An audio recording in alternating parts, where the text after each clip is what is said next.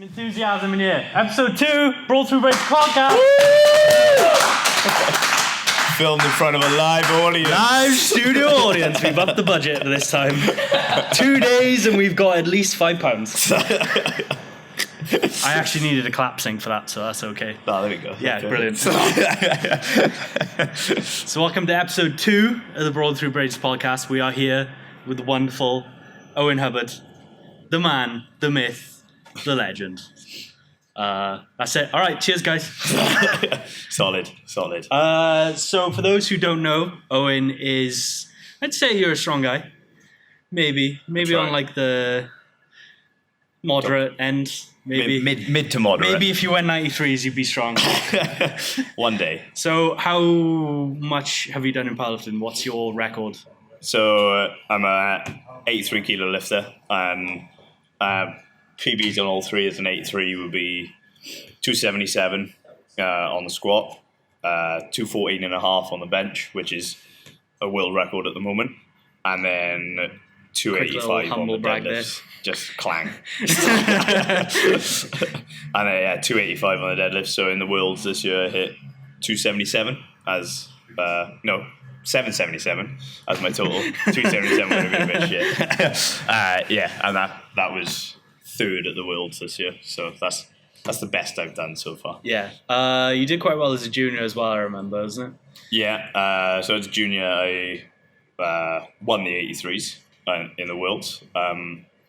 And I still hold the bench record as a junior, I think. I'm pretty sure I do. The only person who would probably beat it at the moment is like Sean Noriega from America. He might beat it, but he hasn't lifted internationally. So yeah. So I think I should hold the senior and the junior at the moment, which is pretty cool. Yeah. So what got you into powerlifting? Did you do sport beforehand, or? Because I know you studied nutrition. Yeah, so like I started powerlifting when I was 14, 15. So I started training when I was 14. Oh, right, okay. And I did my first competition when I was like 15, probably. Oh, yeah. But like I got into powerlifting mainly because I got bored of training. So I started training at like say 14. So you got bored of lifting, so you took part in one of the world's most boring strength sports. Yeah, pretty much. But I was like, I started training for exactly what like guys at 14 train for, is like for the bitches. Like you train to like, look, gotta look good. It doesn't work that way, but you just end up getting into the sport. Yeah. I was like, right, I'm getting bored of just training for no reason. And there was a few guys in my gym Graham, who used to train his two sons, Gareth and Glyn, the most Welsh family of all time. Let me guess, was the last name Davis? I don't know, actually. I can't remember their last name. Or Jones. Probably something like that. But Graham, he trained his two sons to powerlift, and I saw them like doing the powerlifting movements, and I looked it up, and there was competition, and I was like, I'll just try it. I just did my first competition, saw them there, and then just sort of started training with them. Like after my first comp, it's quite like an inclusive sport, right? Everyone, it don't matter if you're doing your first comp or you're a world champion, everyone's going to cheer for you the same amount. Yeah. I think I just got hooked on that, and then just carried on powerlifting. Yeah, I definitely get that. I remember when I got into it, it was I think my first comp was end of 2015. Yeah. December 2015. And then just before that, I found about you, saw videos of you going to Worlds and all this stuff. I think it was the last year or the year before of you as a junior, and you win as like Worlds, Europeans, British, all that shit. I was like, oh shit, someone from Wales can do that. Like, so I got into it. And then I remember on the second comp in the February of that year, you helped out, and then you weighed me in. So it was like, yeah, it's a pretty humble sport. Like, yeah, exactly. You could be a world champion and still stare at the guys going in with their pants on. I never forget it. They're etched in my brain. The start of a lifelong friendship. Yeah, so it is one of those sports where it just like don't matter who you are, and like every competition you do, you learn something. Yeah. And I think that's the best thing. The best thing you can do if you're getting into powerlifting is do as many comps as you can in the first year, because even if you might not lift like PBs all the time, smashing 50 kilo PBs, you'll learn something about being on the platform. Yeah. And definitely, yeah. Even if you go to a comp, like that's why I go to. Yeah, no, exactly. Yeah, you learn something, right? You learn like, so and so did that. I didn't know you could do that, or whatever. So, yeah. Or you get free lessons in learning how to load a bar properly. Yes. Hint, hint. Yes. Someone do the fucking loading so I don't have to. Please come along. Please, someone help. Yeah, the spotting and loading like that. And again, I think that shows how humble the sport is when so many people majority of people at divisionals are helping out, right? Yeah. They're just there because they like to see the sport progress. And that's what we need, like, at the moment, is just more people getting involved. Yeah, not just competing wise, because a lot of people competing. Yeah, not a lot of people want to do the other stuff. Yeah, like, and then they moan about, there's never any comps around. There's no comps in my area. Well, if you helped out, make it happen. Like exactly. Yeah. There's another hint. Hint. Help out with the competition. Not naming names, but someone needs to pull their legs out. So. What was you went down to 77? Was it last year? 74s. 74s. Yeah. 77s. Anything under 93 doesn't exist. Yeah. So it was over a year ago now. But for last Worlds, I went to 74. Mainly because I think when you powerlift for ages, sometimes things get a bit stale. Things get a bit boring. So like a couple of options. I was like, do I go down? Do I just stop competing for a little bit? And I was like, I didn't want to leave the sport because I enjoy doing all the other stuff around it, even if it isn't competing. So I decided just like, all right, I'll just see if I can drop a weight class. It's good fun. Like I learned quite a lot, especially. First time I've ever heard someone say fun about cutting weight class. But it's like you learn a lot about like things you read in theory of like people dropping a weight class or people like I've never really dieted. Like say I'd be 86 kilos for a weight class.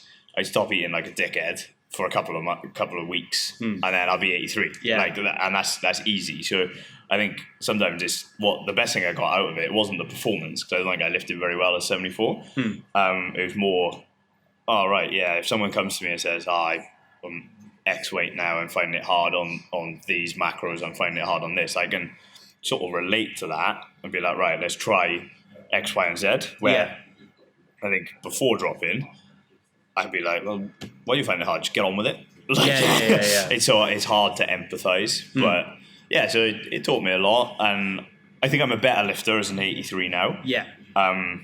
But in hindsight, I probably would have went like 78, and then bulked back up. Bulked back up. Like I know I was water cutting from like 77 to 74, but that last little bit, doing it like I did the Welsh. It went really well. Totaled 700 at the Welsh, which was like pretty good at 74. But then I had to like, it was more like the mental thing of that. Right, Welsh was February.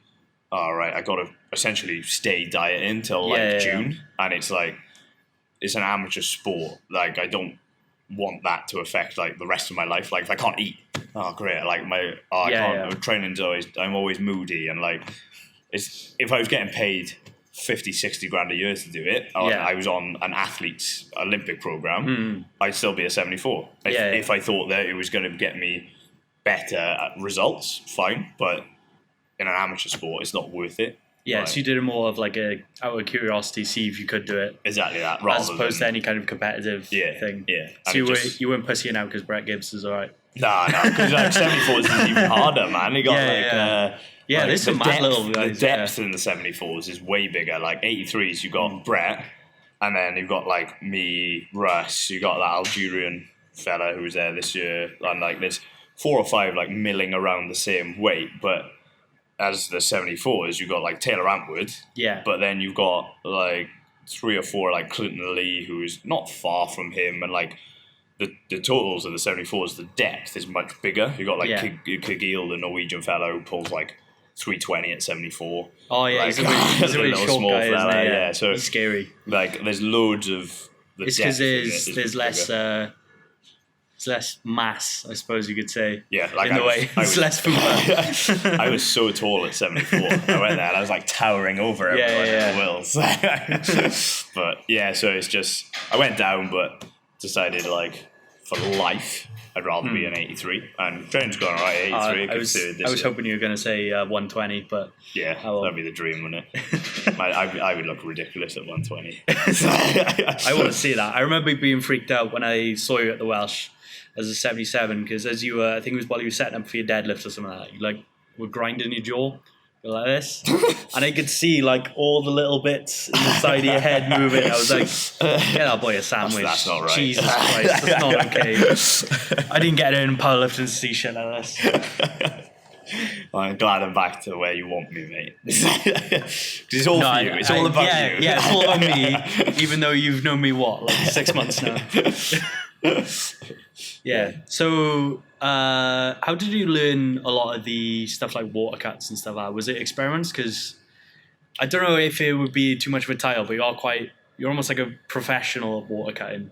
Like, you're very methodical, and it freaks me out. It's I think like my degree is in nutrition, so I think what I was quite good at was like researching like generally what people do for water cuts. There's loads of different ways of doing it, and being like, right, from a nutritional perspective, and the effects of that on performance. Like what would be the best way for take all the aspects that people tend to do, whether it's from powerlifting or like from boxing, from all weight cut sports. Yeah, there's a difference in that though as well. Because like, but you can 24 hours compared to 2 hours. Like 24-hour weigh-in, you can get away with so much. Like, but 2-hour weigh-in, you're limited. And the way I tend to think about it is like you've got like the water load inside of it and the sodium load in, and that medium term weight loss, if you call it, is like 10 days, but it's 7 to 10 days, but that's medium term. But then you've got short term, which is like saunas, steam rooms, laxatives, that sort of stuff. I sort of look at it like you could probably do either or of those, and then get a decent performance on the platform. When you end up combining both of them, you're probably going to end up with a loss in performance, which is okay as long as you're expecting that. Like, I like doing more like the water loading, sodium loading, like manipulating carbs over, like I know someone like JP Couchy loves doing the sauna side of things and the really short-term weight loss stuff because it doesn't affect him like as much. I find that, like, I know even just from being in a sauna, just like even without powerlifting, I come out of a sauna and I just want to fall asleep. Like, it just has that effect on me. So I know that that's not going to be any good for a weight cut where I have to lift 105% in 2 hours time. So yeah, it's just trial and error, but also like being objective about it and being like, right, this is what probably will work. This is what might work. What's the risks and rewards? All right, the ones with the least risks we'll do first.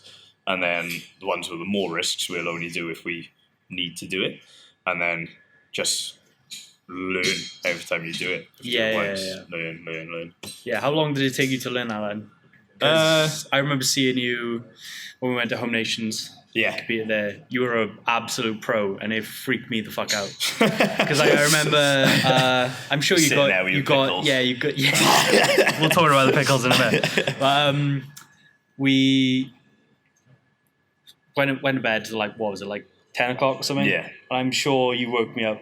I might have just been delirious or something, but I'm sure you got up to pee about 5 times in the middle of the night. Yeah, it's like that, like pushing it, and you know, like again, like that sort of stuff is probably like from straight away. I figured out how to do that because you think about when you're water loading with a 2 hour weigh-in, and you're trying to deplete your water, and straight away you're thinking if your weigh-in is only 2 hours, you want to try and replenish that as quick as possible. If you're depleting water from 48 hours out, that's going to be useless, right? So you want to be going, right, cane my water up until like 16, maybe even 12 hours out, depending on what your weight is, and then stop. So then you're still pissing throughout the night, and even in the morning, you can still urinate, right? That was what freaked me out because you got up. I think we got up at like 6 a.m.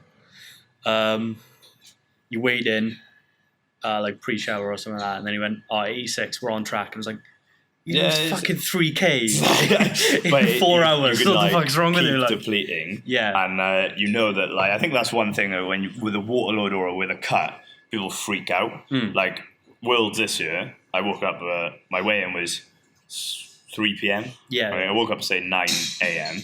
and I was 83.9, I think, or 84, something like that. Yeah. And straight away, I was like, I need to eat and drink. I need to refuel, even though I was over my weight class. Because I know that I'm going to lose, in the day, I'm going to lose quite a lot of, just so I can eat low volume foods that are high in carbs, have some diarrhea, have some stuff, so I can eat up to like 84.5. And then I essentially just kept doing that. And every time I'd be like 83.6, 83.7, I'd eat again up to about 84.5, up to like 2.5 hours before. Yeah. Then stop. Because I know once I have a shower, I'm sweating, and I'm just generally moving around, I'm going to drop a kilo and a half, no problem. But I know that from doing it beforehand. Yeah. So I have all this, like, all these notes from every single weight cut I've done. I'm being like, this is what I started on, this is what I was then, this is what my weigh-in was. So I know that eventually in 6 months' time, if I have a weigh-in at 2 p.m, I can go back to when a weigh-in was 3 p.m, 2 p.m, and then I can go, right, 7 days out, I need to be about X weight. And I know that that's just that protocol. That's just that protocol. So the protocol is different if it's a morning weigh-in to an evening weigh-in. But as long as the more information you get, the better. Yeah. And then it becomes easy then. But yeah, it's being really diligent, I think. Like you said, like Home Nations, like I know that if I'm 84 kilos the evening before, I know I can have some, like, even before you turned up that night, I was having like salted pretzels. And I was 84 kilos because I know, my salt's a bit depleted. But I'm 84. I know I'm going to be 82 in the morning if I don't have this. So I may as well try and refuel now because that's going to get my performance better. So that's like, it's trial and error, really. So you're saying the trick to water cutting is not to eat half a jar of pickles beforehand? That's definitely it. Love a pickle. Like pickles, I hate pickles. Yeah, but so like, for context of the pickle thing. No context. No. Yeah, that's what you get on the pickles.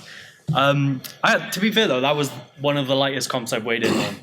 So the lightest I weighed in was that one in February. She weighed me in on. I was like 95. Yeah. That's shreds. Yeah, compared to start of this year, that's 10k difference. But yeah, that one I weighed in on 101, but that was because of antibiotics and shit. Like, you're like I just weren't eating. It was basically, I broke my toe, and then antibiotics almost killed me. That's basically the story. I know some people who swear by like pickles though. I know a few people who say because they're salty, right? So like I post weigh-in, it was like a nerves thing. It's just weird. I was so nervous the whole time I got into Belfast. I didn't want to let it on to anyone. So like pickles is the only way you calm it. It was a cry for help. So like, when I got there with Jake.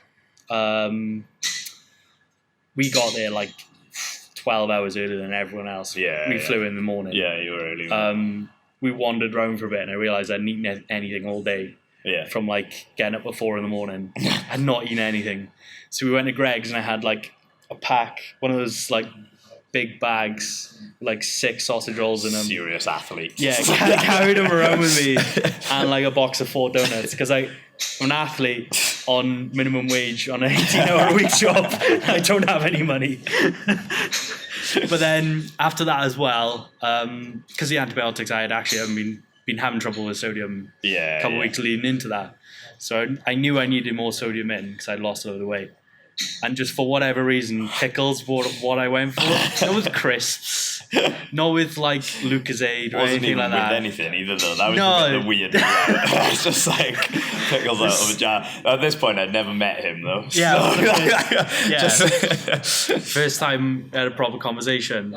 Both watching, what was it, fucking EastEnders? Yeah, EastEnders eating pickles. I want a child's bed. To be fair, you picked that first. I admired that. I got there first, said I claimed the big bed, and you had the little one. Yeah. I thought you were just going to steal that from me. Or hop in with me. That was what I was hoping for, really. Unlucky. Next time. So I'm sure another question a lot of people have as well. How the fuck do you have such a big bench? Tell us the secrets. Like... How much of it is smelling the bench? That's like 95%. Honestly, the one of the, like, everyone says, like, why, how do you bench so much? Or, like, how do you get your arch? All that sort of stuff. I think the best thing I did was between, like, 14 and, 18, essentially, like, did a lot of bodybuilding training. Like, how many guys, like, especially in the valleys in Merthyr, and, like, there's so many guys where benching 100 kilos is nothing. Yeah, you know what I mean? Like, if you're a bodybuilder, you might be on the gear, you might not be, but you're in a gym like that, you're on the bodybuilder.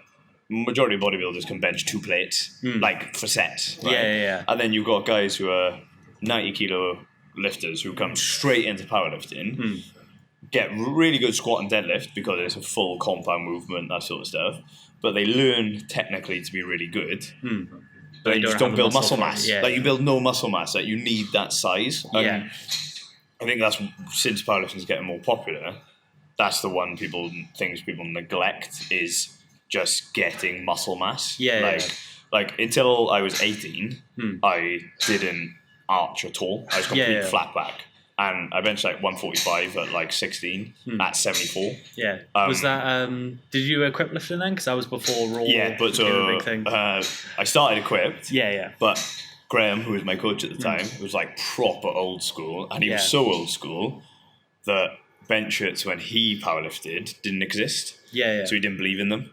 So he was like, I don't believe in them. It was like they weren't part of it. All it was like a singlet and bandages. You wore them for comp. He wouldn't even wear them in comp. So when he was lifting, I wouldn't even wear them in comp. Oh, yeah. Like for first 2.5 years of lifting, I would squat in a squat suit, bench raw, and then deadlift in my squat suit back to front. Because like he was like, oh, you don't need a bench shirt. It's stupid. They are. just get a big bench. Yeah.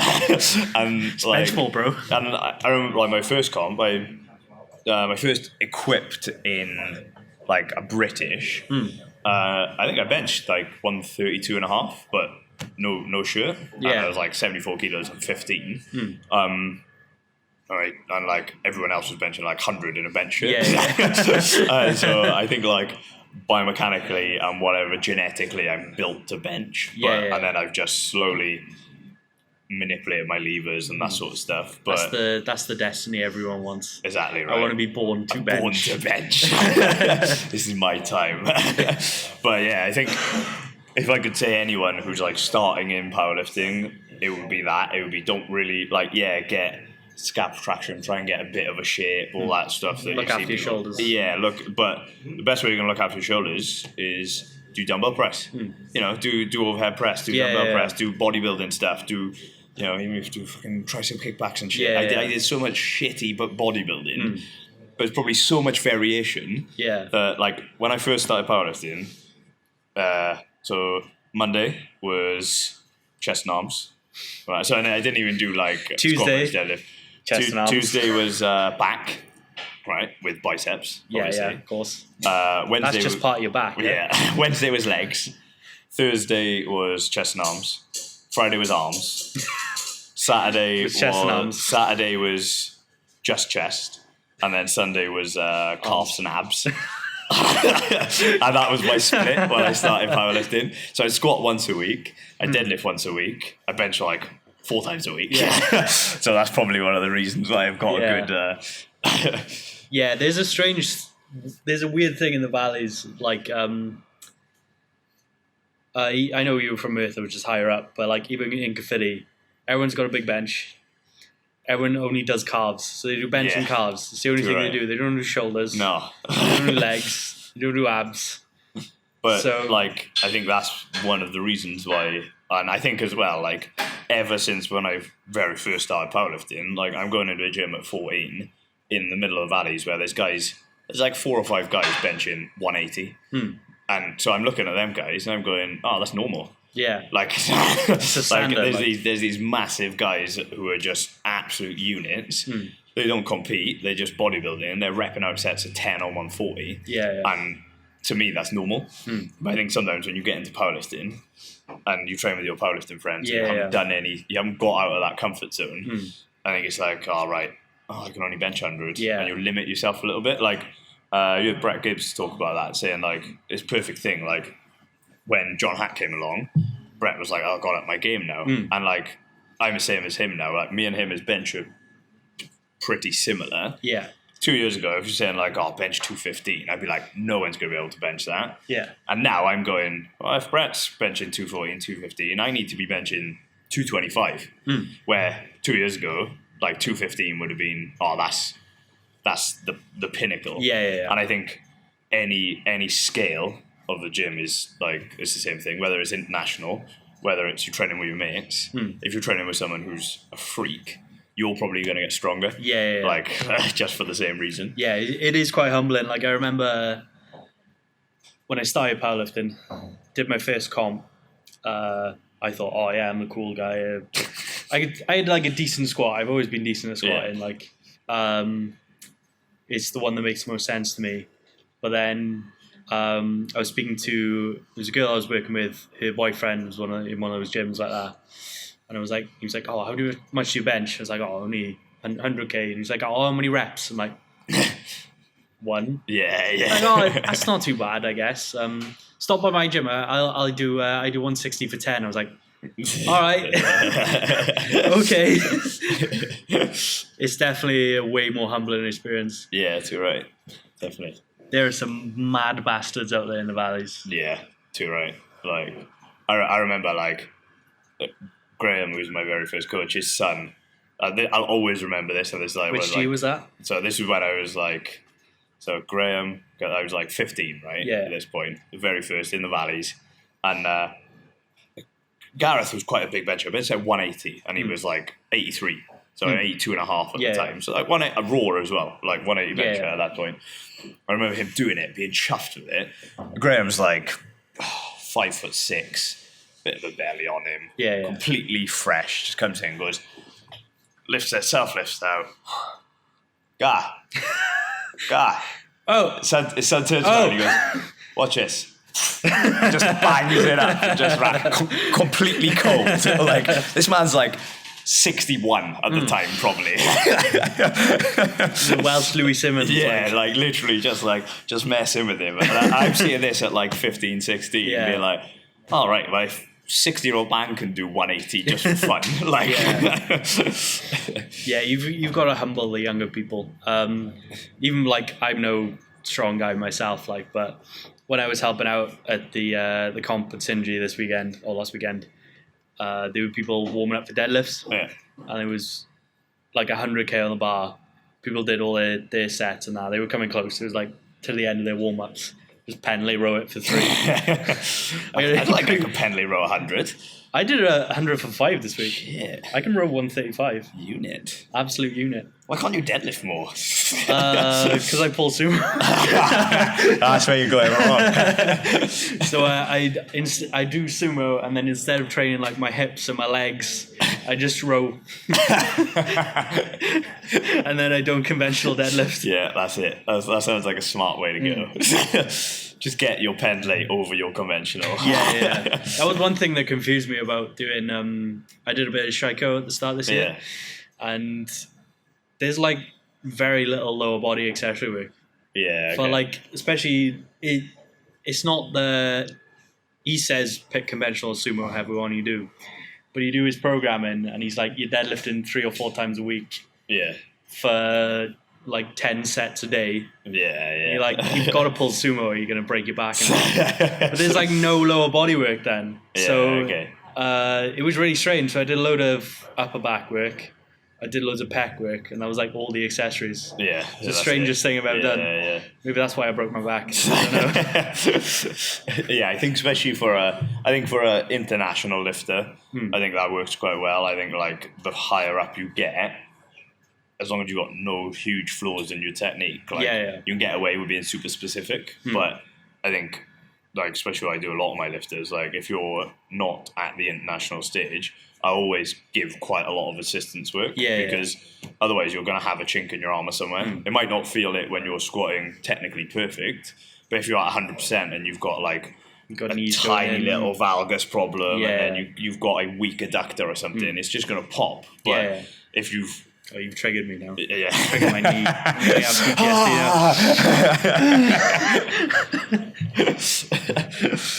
now. That was seriously the most disgusting sound I've ever heard in my life. Were you there at that comp? No, I don't think I was. No. It was like if you ever take a chicken leg and you pull the bone out. Yeah. It was that, but like if you imagine it in a cave and it echoes. Yeah. It was disgusting. That's horrible. How was I know you got injured in like March, was it? Yeah, it's probably so June, May. Yeah, it's probably about March time. So I had a grade 2 in my adductor. Just came from just like trying to squat 240 for 10. Yeah. And like I have these certain numbers in my head where I'm like, I don't really want to do that. So 240 for 10 is one of them. I'd love to squat 260 for 5. So I've done 262 for 4, but I've never done 260 for 5. And like 300 for a single, whatever. But I think sometimes I let those, because I'm quite an emotional lifter, I let that... Really? I never would have I don't know if you've seen me lift before, but I sort of let that get in my head on numbers like that. Yeah. I got to like number 5, and I think it just like a little bit sloppy technically, and it just like popped a bit. But it's actually quite a good thing, because then it just forces you to take a step back and then build back up. So it's completely fine now. And yeah, I don't have any issues with it. It was just at the right time. If it was like 2 weeks later, I might have felt pressured to try and like build back up quicker towards comp. But it was at the right time where I could have gone, actually, I've got the time. Let's just like be sensible with it, and then just build back up from that. So yeah, it's all right now. Yeah. So what's the future like? Worlds again, or? Yeah, so I'll have the British in September. Yeah. Europeans in November. So that's the next one really. Like I'm aiming for end of November, which will be hopefully get like I want to get close to as 800 as I can. Like Worlds this year, I feel like I had the potential for like 790 something. Yeah. But you just have to play the field. So like squats, I squatted 277. I wanted 282, but we picked 277 because if the Algerian missed his squat, I would have got third on the squat. So it's like you pick numbers like that to build the best total rather than hit the best numbers. Like bench, I felt I had another 5 in me. Like it flew, but it was just get the world record. And then deadlift 285 was to secure third. So like 777, I felt like I could have had another 15 on that quite comfortably. Yeah. So close to 800 as I can end of the year, and then Worlds next year. Yeah, I'd like to do the Arnolds possibly if I can get an invite. When's the Arnolds? Arnolds is like, is it February? Yeah, I think it's start of the year, March, like early March. Yeah. But I'd always wanted to do the Arnolds. That's like, by Wilkes, isn't it? Yeah, so basically it's like you have to have a minimum Wilks of 500. And then they have to invite you. Which is fucking insane. Yeah. Like, you're the worst person there is going to be a 500 Wilks. Yeah. And then you sort of, you can apply to be chosen, like you put your name out there. And then they've got to pick it's you. up to them then. So it all sort of depends on how many international people they bring over and that sort of stuff. But did you do the Arnolds? It was in Spain? Yeah, I've done European ones a few times. That's a good laugh. That's good fun. I like a competition like that because when you're lifting at such a high level, it's very little amount of competitions that, like, because you can only lift like 3-4 times a year max when you're like at that level, which means you very rarely do like a Welsh comp where nothing really matters apart from your numbers just for yourself. Yeah. Like at British or at international, you have to make sure you win, right? So you don't really get the chance very often just to go for a massive squat and just see what happens. Like you've got to like 3 for 3 or whatever. Yeah. So that's where the Arnolds is good because you've got the hype around you of an international platform. But it's an individual competition. Yeah, you can do what you want. Like if you miss a lift, it doesn't matter. So so that's why that would be good. That's the next plan. But then Worlds in Sweden, take on Brett in it. go for it. Is it going to be in a weird ass place again, or actually somewhere you can get to? No, I don't know where it is actually. That's a good start. It is definitely. So the Masters, the European Masters were there this year. Yeah. And apparently you need to get you either fly to Stockholm, and then you fly from Stockholm up on like a little like shitty plane, or you fly to Copenhagen. Yeah. And you get a train for fucking 9 hours. So it is in the arse end of nowhere again, but yeah. I think the venue's pretty good because it's like home of Elico in it. So like, that's right. Then. Everywhere's going to be like Sweden in gyms, like even in like a commercial gym, there'll be like Elico kit everywhere. Yeah. Like in a random like, I pay $9.99 for my gym. Elico kit everywhere. Jesus. Yeah, I remember seeing the World Games was this year, wasn't it? It's like last year. Yeah, it's like discount Olympics. What year are we in? Yeah. So the Olympics, but not. And they had the it was equipped only powerlifting, wasn't it? And they had the warm up room there, and everyone got their own rack cool. and Just everything. one. Yeah, they got their own individual one, each. and like loads and loads of plates. I was like, Jesus Christ. Yeah, that's the dream, innit? That's like everyone's wet dream. Yeah, that would be good to have your own rack. Even like in internationals, you've got to share a little bit, but yeah, I'm just imagining as well all the chaos that would happen if calibrated plates just stopped getting made. That would be ridiculous. Can you imagine how panicked some lifters would be? I got to use bumpers? Iron plates? That would kill me. That would twitch, yeah. I don't think they're real weight. If it's not calibrated, it doesn't count. Yeah. How are you doing coaching wise? Does anyone want to brag about? Any business you want to plug?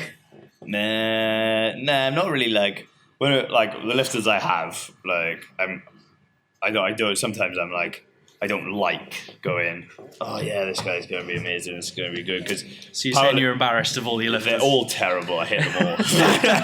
But like, powerlifting is such an individual sport. Yeah. Like, and every time I've lifted, if I've got a coach, whoever my coach is, they're programming and might be good and might get me along my way, but I'm still the one who does all the work.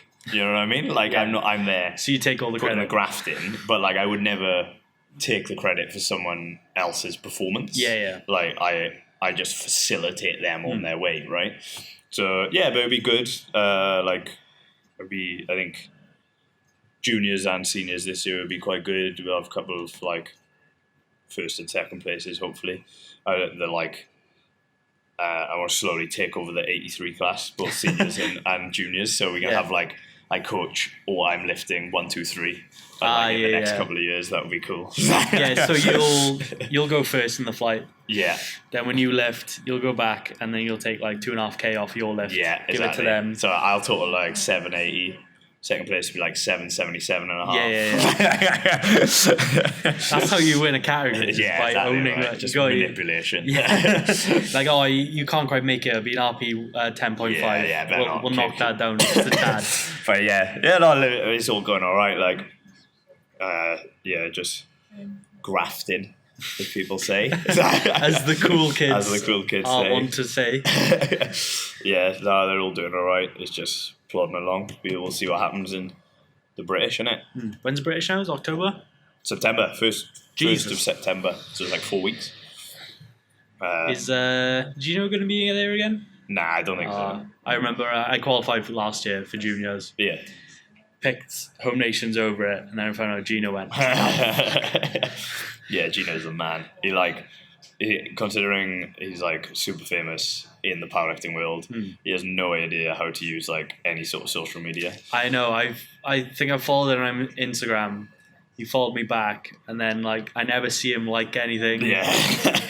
I'm sure he follows like 10,000 people and doesn't do anything. Every time I see him at an international, he's like, "Yo, let's have a photo." And he's like, "Upload that to Facebook. I don't know what to do. Just tag me in it." There's like no idea. But Does he have a lift? I saw one video of him benching. Yeah, I think he like does 60K. a little bit, but like he is like not to chat shit about him, but like man, he's awesome for powerlifting. I think he lifts because he's so into the sport now. I don't think he would want to like go, it's amazing, but like he hardly gets paid anything. Like he gets maybe paid to be in a hotel or whatever when he's not like he's making money off it. He gets like, compensated. He is at every single international. So like you gotta pick hats off someone. Oh like that. He's so mysterious though. Like, why is he dressed as a pirate? Why not? He's the first person I've ever seen though who just likes powerlifting for powerlifting. Yeah. Because but you need people like him who actually makes powerlifting exciting. Yeah, there's so many people who are watching Worlds because they also lift. Yeah. But he's there.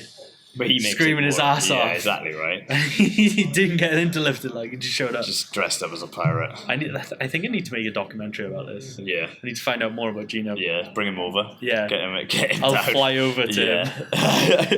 He answers Gino, goddammit. Yeah, he's the man. I would ask him to get in touch with me, but he won't be able to. You've got to go to him. Yeah, good point. I'll message him. Yeah. There's a thick boy who doesn't lift anymore. Yo, you follow him on Instagram. Yeah. You must know him. You must know exactly who he is. Like. Cool. I've got to do an ad read, but I left the card over there. So if there's anything you want to plug, go for it. What's the ad read? It is for my producer, basically. Benacol or something. Yeah, like ibuprofen. Ibuprofen. And also my own shit. No, typical. Right. Have we got coffee there? Cool. Wow, we've been going for 40 minutes. I only went like 25 minutes on the last podcast. I was like, how do I words now? How do I words now? I'm exhausted. Alright. Fuck. Helps if I can learn how to read. This episode of the Brawn Through Brains podcast was brought to you by Podmage, different kind of casting. Wink. Podmage brings to you a wide variety of podcasts, including the talk show Cuppa RJ, which is currently airing a series of summer specials right now known as the Summer of Drinks. That's podmage.com. This podcast was also brought to you by brawnthroughbrains.com, where we have limited collection apparel, and hopefully we should get some articles up. If you want to write for me, go for it. I don't want to write for you. Shit. You want to do work for me? Worth asking, yeah. Also, podcast listeners get a 10% discount on their order if they use the code podcast10. Mic drop. Oh no, I think the battery just went. On the camera, anyway. You got a spare battery? Yeah, I got a spare battery. It's a good time to go, though. Yeah. You can just carry on, mate. Like, it's not... I didn't want to walk across the background, just be like... Oh, yeah, the video's just run out of battery, so we're fine. Yeah, anything you want to plug? You got a website? You got Gmail, Instagram? Yeah, just follow me on Instagram, Ohub. You probably already do, but I will. Yeah, probably too. Everyone who's listened to this probably already, all the Welsh people probably. Yeah, and just everything on there. Like, I'm not a big plugger person, you know. Yeah. Have you got coaching openings if anyone's interested? Nothing at the moment. Like, I'm pretty fully up, but yeah, if you follow my Instagram, or if you on my Instagram, just go on my website. Just Google Owen Hubbard, and you'll find my website. I'm famous enough for that. Just Google me, and just Google that, and then give me a message, and I can put you on like a waiting list if you want. Which I'm really into the old quality. You see, I don't want to be giving out half-assed coaching and like overkilling myself. So. I want to make sure that you guys get the right, just that's the sort of man I am. Yeah, and if you're in Bournemouth, check out 180 Strength. Yeah. That's where we are right now. This is the gym. Smaller than you think. I'll make that the motto, yeah. Smaller than you think.